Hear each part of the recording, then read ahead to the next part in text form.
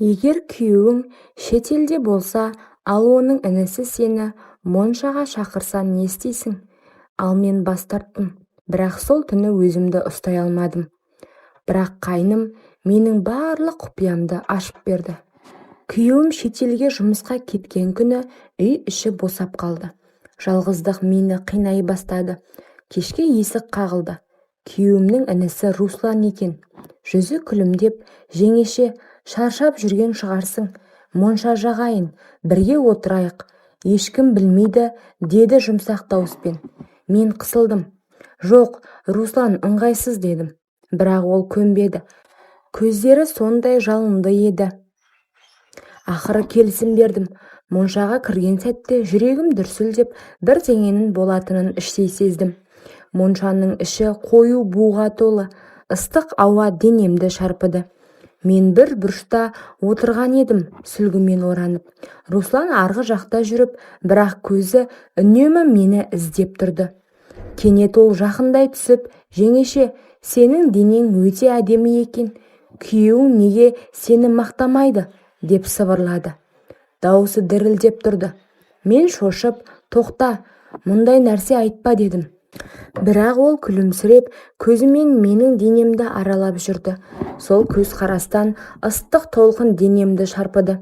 Руслан кенет орнынан тұрып менің қасыма келді.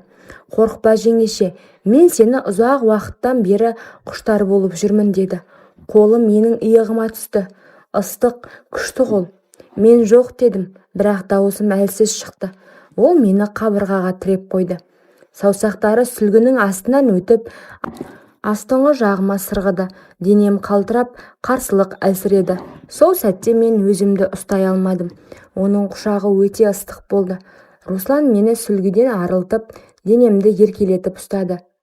Мен өз дауысымды бағындыра алмай қалдым. Ол мені өте құштарлықпен, тәжірибелі қимылдармен алды. Моншаның ыстық буы астында біз бір-бірімізге еріп кеттік. Мен бұрын соңды бұндай сезімді сезініп көрген емеспін. Бұл біздің ғана құпиямыз, деп сыбырлады ол. Таң ата. Мен ұят пен ләззат арасында қалдым. Таңертең ұяттан жерге қарадым. Руслан, бұл соңғы рет, енді қайталанбасын дедім. Ол күліп, қалай сенесің деді. Бірақ кешке қайта келді. Сен мені ойлап тұрсың ғой жеңеше, деп мені жатын орныма алып кетті. Сол түні одан да құштар болды. Оның қолы, денесі мені есінен тандырды. Мен қарсы тұруға тырыстым, бірақ құмарлығым жеңді. Енді біз күн сайын кездесетін болдық.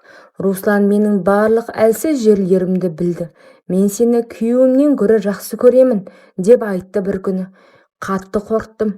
Күйеуім келуге жақын қалған еді, бірақ Русланның құшағындағы сезімнен бас тарта алмадым. Әр кездесуіміз қауіпті және ыстық бола түсті.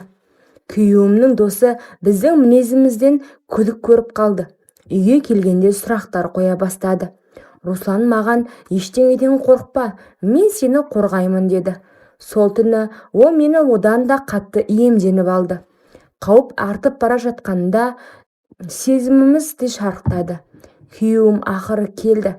Мен оны құшақтап, бірақ іштей дірілдеп жүрдім. Үйде бәрі қауіпті көрінді, бірақ түнде телефонға хабарлама келді. Бүгін менің бөлмеме кел, сағынып тұрмын. Күйеуім ұйықтап жатқанда мен Русланның бөлмесіне бардым. Жүрегім аузымнан шығып бара жатты. Қабырғаның арғы жағында күйеуім ұйықтап жатты. Руслан мені құшақтап, тыныш бол деп сыбырлады. Біз өте абайлап, бірақ өте ыстық құшарлықпен бір-бірімізді алдық. Әр қимыл сайын қорқыныш араласып жатты.